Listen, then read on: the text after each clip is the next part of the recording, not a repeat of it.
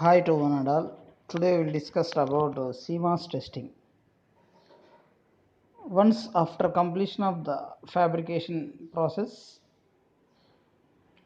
we can go for CMOS testing or simply we can go for testing. So testing is nothing but a verification of functionality by giving inputs and verify the outputs. Go for details. First you can know about need for testing. So in order to uh, completion of any IC before going to the market, it will be testing compulsory. The following reasons we go for testing. In this first one, missing connections. So during fabrication process, in any stage of fabrication process, missing the connections or short the connections or improper fabrication process or improper doping, either heavily doped or lightly doped, and improper packing. So these are the reasons we go for testing any IC, so before going to the markets. So this is the need for testing. Next go for design and test flow.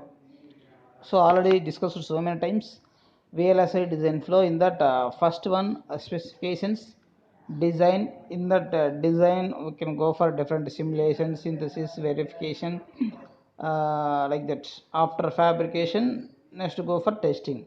Once testing means verify the functionality, it will verify functionality according to our requirements. We can go for pass. Suppose the testing will fail means we can go for rejected.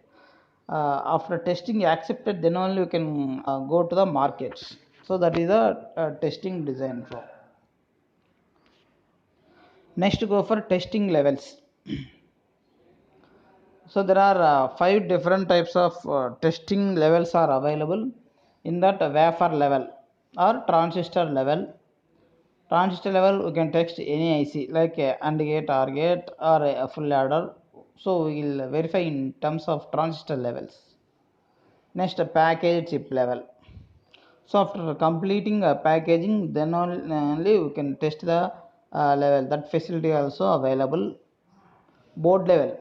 So in case of any design IC, we have some main board is available. In that also board also we can test according to our requirements. Next, overall system level testing. Next go for field means some of the area. So I want to check this area, like that we can go for some field of our design, that also we can verify. So these are the 5 different testing levels are available. So that is the thing. Next go for types of testing.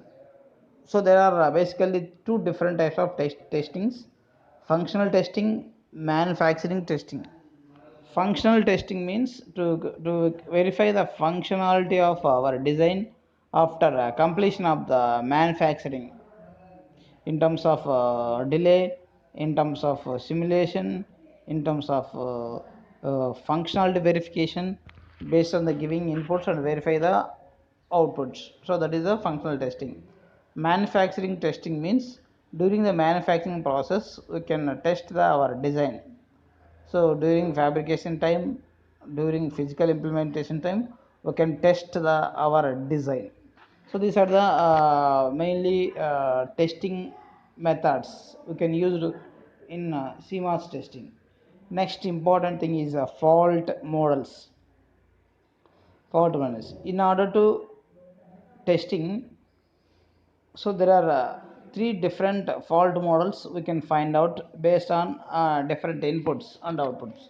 In these fault models classify into 3 different models: stuck-cut fault models, short and open faults, and bridging faults. Stuck-cut faults means in any circuit, particular input will be stuck at either 0 value or 1 value. Suppose that stuck value will related to 0 means we can call as stuck at 0 faults.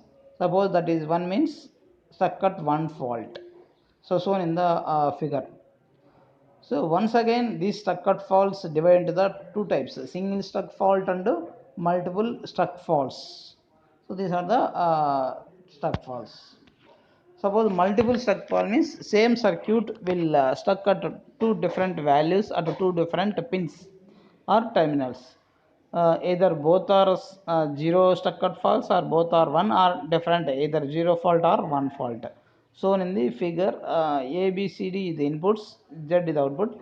Here C is stuck at 0 and output of AND gate stuck at with one value.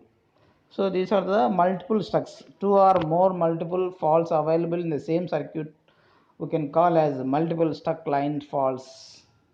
Shown in the figure. Next, short and open faults.